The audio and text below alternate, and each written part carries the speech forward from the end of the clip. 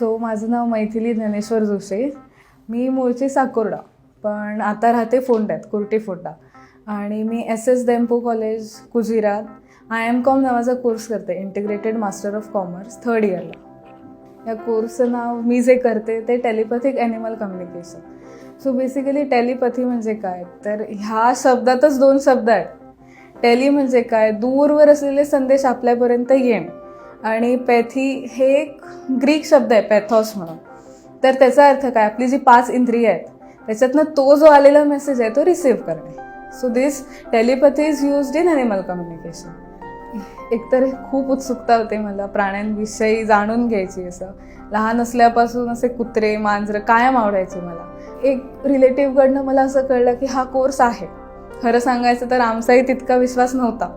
आम्हाला हे खूप असं काय असणार, जास्तीत जास्त बरंच सांगणार असं. पण मग आम्ही तो कोर्स करून घेतला. आमच्या बेला म्हणजे आमची कुत्री, तिच्याकडे आम्ही बोललो, ती एक कम्युनिकेटर बोलली. मग त्याच्यावर आम्हाला अशा काही गोष्टी सांगितल्या तिने की आम्हाला पटल्या. त्या असं वाटलं की हां, हे फक्त आम्हाला माहिती होतं. मग त्याच्यावर विश्वास बसला आमचा. जोपर्यंत एक्सपिरियन्स होत नाही ना तोपर्यंत विश्वास बसत नाही. हे असं न्यूली इमर्ज नाही म्हणता येणार, होतं खूप आधीपासून, पण आत्ता आपल्याला कळायला लागलं की असं काहीतरी आहे. सो असं शोधता एक मला टीचर मिळाली, शुभा भांबूरकर. सो तिने ॲडव्हान्स कोर्स वगैरे सगळं केलं, एक्सपिरियन्स्ड आहे. मग तेव्हाच तिचा वर्कशॉप होता. सो मी तिथे जाऊन अटेंड केला तो, आणि त्याच्यानंतर मग ही जर्नी चालू झाली माझी ॲज अ ॲनिमल कम्युनिकेटर. हा कोर्स बेसिकली असं असतं की आपल्याला त्या पेट्सच्या मनातलं कळत नाही, ती सांगतात. इन शॉर्ट आपण असं बोलतो त्यांच्याकडे, त्यांना काय हवं आहे, त्यांना काय आवडतं, त्यांना काय नको आहे, हे सगळं ती इन शॉर्ट सांगतात. इवन आपण असं नाही की फक्त प्राण्यांशीच अवतीभोवती आपण हे करू शकतो. प्राणी, इवन झाडं, इवन ऑब्जेक्ट्स. आपण असं एक एक्झाम्पल आहे की आपली गाडीत पेट्रोल कमी आहे, आपण असं कायम म्हणतो की पेट्रोल पंपपर्यंत जाऊ दे. ती गाडी कशी का होईना ढगढग होती तिथपर्यंत तरी जाऊन थांबते. हेच टेलिपॅथिक कम्युनिकेशन आहे. तुम्ही त्या गाडीला सांगता. इवन ऑब्जेक्ट हे सोल नसतं त्यांच्यात, पण कम्युनिकेशनची एक पॉवर असते. इवन आपण आता एक फॉर एक्झाम्पल असं म्हणतो की आपल्याला कोणाची तरी आठवण येते किंवा असं की त्याला फोन करायला हवा. तो माणूस एकतर हजर होतो समोर किंवा फोन करतो. हेच संदेश आहेत जे तुम्ही त्याच्या माइंडला पाठवता आणि तो रिसीव्ह करतो. सो हे खूप आधीपासून चालत आलेलं एक हे आहे. सो आपण त्याच्यात नवीन नाही आहोत, फक्त आता आपण ग्रास्प करायला शिकलो. हळूहळू हा कोर्स जो इमर्ज होतोय तो खरंच बऱ्यासाठी होतोय. खूप मेंटली खूप शांतता मिळणार ह्या कोर्स केला तर. असं आपण एक नेचरचा भाग आहोत, आणि जेव्हा आपण हे शिकतो नेचर ऑलरेडी नोज आहे. सो त्या नेक्स्ट डे पासून मला कोणाकोणाचे फोन यायला लागले. आमच्या आधी रिलेटिव्स पासूनच चालू झालं. असं नाही की कोणाला तरी कळलं की बाबा माझ्या कुत्र्याकडे बोल, असंच बोल, काय हवं ते विचार. असं करून करून मी रोज प्रॅक्टिस करायचे. एक केस यायची. केस इन द सेन्स असंच की हे सांग मला. मग ती कोणाला तरी सांगायची की हां माझी हे असं करते बघा जरा असं. सो असे हळूहळू मला केसेस मिळत गेले. मग हळूहळू प्रोफेशनली यायला लागले कुठून असे. इवन लॉस्ट केसेस येतात. लॉस्ट केसेसचा अर्थ काय की हरवलेला असतो प्राणी आणि आपण त्याच्याशी कॉन्टॅक्ट करून त्याला घरी आणतो. सो तसे केसेस असतात. इवन थोडे असे केसेस असतात की जे ॲनिमल्स आता जिवंत नाही आहेत पण त्यांच्या घरी होते. त्यांना एक क्युरिओसिटी असते की आपला प्राणी आता नाही आहे पण त्याला काय वाटत होतं आपल्याबद्दल. सो असे केसेस असतात. थोडे हेल्थ इश्यूज जे असतात, म्हणजे प्राण्यालाच बरं नाही आहे, काय होतंय ते सांगा असं. जसे खूप व्हरायटी असते. जशी माणसांच्या स्वभावात असते तशी त्यांच्यात असते. असं असतं की माणसाला सुद्धा असं वाटतं की आता घरी कंटाळा आला, चल फिरून येऊया. तसं प्राण्यांमध्ये पण असतं. त्यांना जेव्हा कंटाळा येतो तेव्हा ते जातात, फिरतात आणि येतात घरी. पण जे मांजर किंवा जे कुत्रा, ॲनिमल्स म्हणूया आपण, पेट्स जे हरवले आहेत खरं त्यांना घरी यायचं आहे, ते स्वतःहून सांगतात की माझ्या आजूबाजूला असं आहे, मला असं दिसतंय. आणि आपल्या ह्याच्यातली जी इंद्रिय जी स्ट्रॉंग आहेत, माझ्यात जी स्ट्रॉंग आहेत ती विजन्स आणि थॉट्स. सो मला विजन्स दिसतात. इन शॉर्ट ते मांजर समजा तिकडे असेल तर मला ते जे त्याच्या डोळ्यातनं जे दिसणार ते मला दिसणार. असं शार्प इमेज नसते पण आपल्याला कळतं की ते काय होतं. असं एक मला लॉस्ट केस आलेली, त्याने मला सगळं सांगितलं की मी इथून राईट मारलेला, तिथे मला एक बांधकामचं घर दिसलेलं, तिकडनं मला एक फुलपाखरू दिसलं, तिकडनं मी धावत गेलो, पुढचं मला काय माहीत नाही. असं मग विचारलं काय दिसतंय आजूबाजूला, काळोख आहे की उजेड आहे, तर उजेड आहे म्हणायला लागले आणि मला विटा दिसतात. मग ओनरला हे मी सांगितलं, त्यांनी शोधायचं जाऊन, कारण ते कुठे असतील, लांब असतील, असं आपल्याला हे जवळ नसतं. सो आम्ही फक्त इन्फॉर्मेशन पुरवत असतो, ओनरने शोधायचं. इवन एक गायीची केस आलेली, तिला टेम्पोत घालून नेलेलं. ओके, सो तिने मला सांगितलेलं की मी रस्त्यावर होते, मी टेम्पोत होते, ब्लू कलरचं वरून हे घातलंय, मला छोट्याशा होलमधून लेफ्ट साईडला सगळं गवत दिसत होतं आणि एकीकडे सूर्यफुलांचा प्लॉट होता असं. मग मी तिकडच्या कोणाला विचारून त्या ओनरला सांगितलं आणि ती गाय ॲक्च्युली, मग गायीने हे केलं की आपण गेले आता, हे पूर्ण महाराष्ट्र सोडूनच गेले आता, सो नाही शोधलात तरी चालेल, मी परत येईन तुमच्याकडे उरलेला कॉन्ट्रॅक्ट पूर्ण करायला. पण जास्त पॉझिटिव्ह असतं ते ॲनिमल्सचा प्रभाव माणसांवर पडला.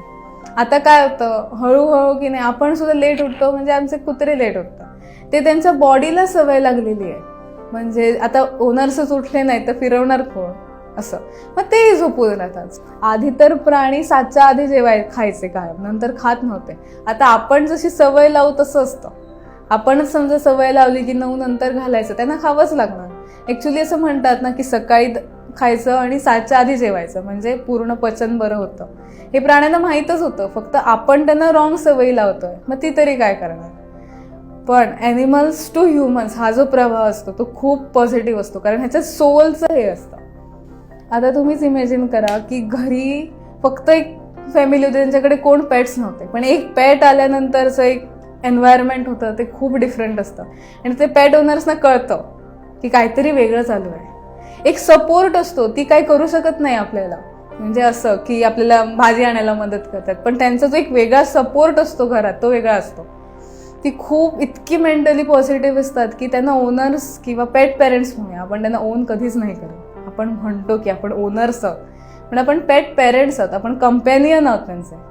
इथेच मी म्हणते की माणूस आपल्या बुद्धीच्या जोरावर इतकं त्याने बाजूला आपल्याला किंवा एक असं स्पेशल क्लास दिला आहे की आपण बाकीच्यांपासून खूप दूर गेलोय.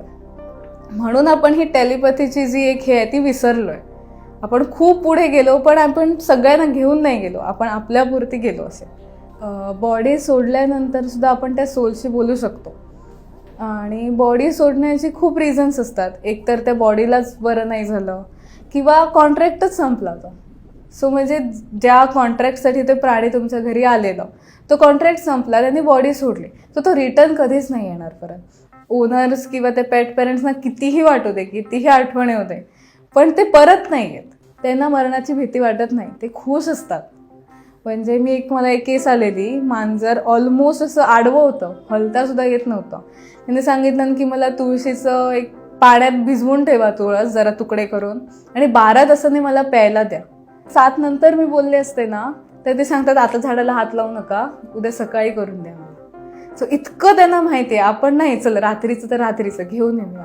हे जे नेचरचं आपण विसरलोय, रात्रीचं ते कार्बन डायऑक्साईड सोडतात आणि त्यांचं हे पाण्यात वेगळं उतरणार, आणि सकाळी काढलं तर त्याचं वेगळं उतरणार, हे प्राण्यांना माहिती आहे, आपण विसरलो.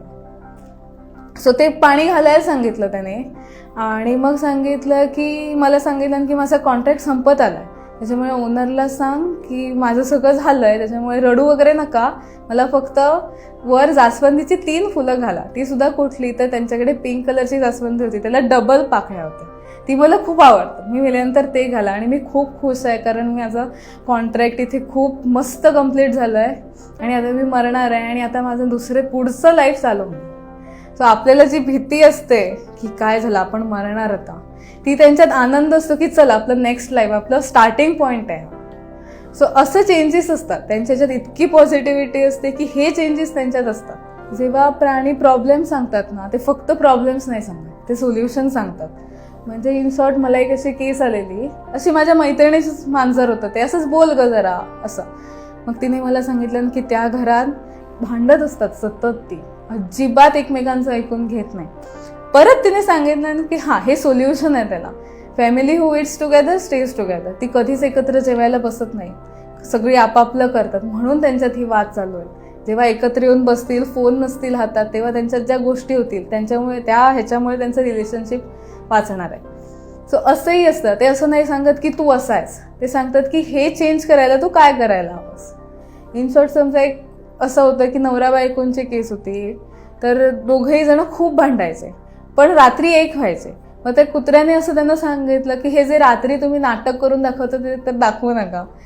तुम्ही मनात तुमचं खूप आहे जे तुम्ही बोलून दाखवत नाही, तुम्ही फक्त कोल्ड वॉर्स करता, एकमेकांना टोपता फक्त, पण बरं आहे ते कधीच ॲप्रिशिएट करत नाही. म्हणून हे उद्यापासून रोज जे बरं वाटतं ते ॲप्रिशिएट करा. महिन्याने चेंज दिसला ना तर मग मी सांगितलं त्यांना असं की माझ्यासाठी न्यू केस होती. सो मी तिला सांगितलं की असं असं त्याने सांगितलं. खरंच महिन्याने तिचा फोन आला आणि मग तिने म्हटलं की आमच्यात खूप वेगळं वातावरण आहे आता ह्या पेटमुळे. सो इतकं पॉझिटिव्हनेस तो असा स्प्रेड करत असतो. थोड्यांकडे झाडं असतात पण प्राणी नसतात. मग झाडं सुद्धा सेम बोलतात. आपला पेट नाही आहे ते, पण आपल्या भोवती असणारं सततचं एक परमनंट एक हे आहे जे आपल्याला असं सांगत असतं की हे कर ते कर. आपण बोलत नाही, पण इन शॉर्ट आम्ही आमची तुळस जिथे लावली आहे ना तिथे कधीच झाली नाही. कायम रोपच असतं कायम, ते असं जातं सुकतं मरतं. मग जेव्हा मी हे शिकले फर्स्ट त्याच्याकडे बोलले की अगं काय झालंय, का आमच्याकडे होत नाहीस तू, ही जागाच चुकीची आहे म्हणाले, इथे लावूच नका मला. आम्ही सेम रोप मागे जाऊन एक जागा सांगितली तिने की इथे इथे लाव, तिथे जाऊन लावली. ते रोप आता मस्त हेल्दी झाड झालेलं आहे, असे प्रॉपर प्लांट. मग हे चेंजेस असतात. एकतर ते स्वतःबद्दल बोलतात की असं सगळं झालंय, मला ह्याची कमी आहे, मला खताची कमी आहे, हे घाला ते घाला, किंवा कीड लागलेली असते तर हे स्प्रे आहे. मला स्प्रेची नावं नाही सांगत, पण मला एका झाडाने सांगितलं की मला पोटॅशियमच नाही आहे, मला जरा घालायला सांग. सो मी गुगलवर सर्च केलं, कारण मी पण नवीनच आहे ह्याच्यात, मलाही माहिती नाही की काय असतं पोटॅशियम, म्हणजे खरंच हेल्प करतं की नाही झाडांना. तर त्याच्यात असं लिहिलेलं की पोटॅशियम इज मस्ट मिनरल त्यांच्यात असायला हवं असं. मग मी ओनरला फोन करून सांगितलं, त्यांनी खत घातली, झाडं मस्त झाली असंही सांगतात. किंवा घरातलंही तुम्ही विचारलं तर सांगतात. म्हणजे मला अजून एक केस आलेली, तर एक ते छोटंसं झाड होतं गिफ्ट मिळालेलं, ते ती हॉलमध्ये ठेवत होती. सकाळी ऑफिसला जात होती दोघंही, सो जाताना सगळं दारं बिरं बंद करून बाहेर जायचे. मग त्याने सांगितलं की मला खूप घुसमटतं आहे घरात, मला बाहेर काढा, तोपर्यंत माझी वाढ होणार नाही. पण तिथे जी आजी होती तिला ते झाड घरातच हवं होतं असं. मग असं झालं की नाही, बाहेर नाही ठेवायचं, घरातच ठेवायचं. मग हे सांगितल्यावर मी असं झालं की चल बाहेर ठेवूया. आणि अचानक एका महिन्यात ते इतकं मस्त वाढलं. सो ह्याच्यात फक्त असं नाही की घुसमटत आहे त्याला म्हणून, पण त्याला हे सनलाईट मिळत नव्हती. सो असे सुद्धा पॉईंट्स असतात. और घरातलं पर्सनल जसं ॲनिमल बोलतो तसंही सांगतात ते. ऑब्जेक्ट्स काही हरवल्यावरच आपण वापरतो, तोपर्यंत आपल्याला केअरच नसते. इवन खरी केस सांगायचं झालं तर माझी अंगठी, ती अजून मला मिळाली नाही आहे, पण मला सांगते की मी तिथेच आहे, तुम्हाला दिसत नाही आहे. सो आम्ही फिरायला गेलेलो मध्ये, तर तिथे माझी अंगठी हरवली एका मावशीच्या घरी माझ्या. आणि तिने सांगितलं की माझ्यावर कॉटनचं काहीतरी आहे आणि मी कोपऱ्यात आहे. आम्ही किती शोधलं, आम्हाला मिळाली नाही. अजूनही अंगठी ती तेच सांगते की मी तिथेच आहे, तुम्हाला मी दिसत नाही. सो असंही असतं. किंवा आपण असं म्हणतो की आपल्याला रिमोट मिळत नाही आहे आणि आपल्याला असं अचानक आठवतं की हां तिथे ठेवलेला असणार. ती टेलेपॅथी आहे, तो मेसेज रिमोटने तुम्हाला पाठवलेला आहे. याच्यावर विश्वास खरं सांगू तर माझाही नव्हता, पण जसं जसं एक्सपिरियन्स होत गेलं ना तसं तसं मला पटायला लागलं की हां हे आहे. सो म्हणून अजून हा कोर्स इतका असा कळलेला नाही आहे लोकांना, कारण त्याचं हे जास्त मेजर पार्ट आहे की एक्सपिरियन्सच नाही आहे. जोपर्यंत नुसतं ऐकणार तोपर्यंत वाटणार की हे कोणी सांगतंय किंवा असं हे कसं असू शकतं. पण जेव्हा खरं आपल्या बरोबर घडतं ना तेव्हा असं कळतं की हां हे खरं आहे.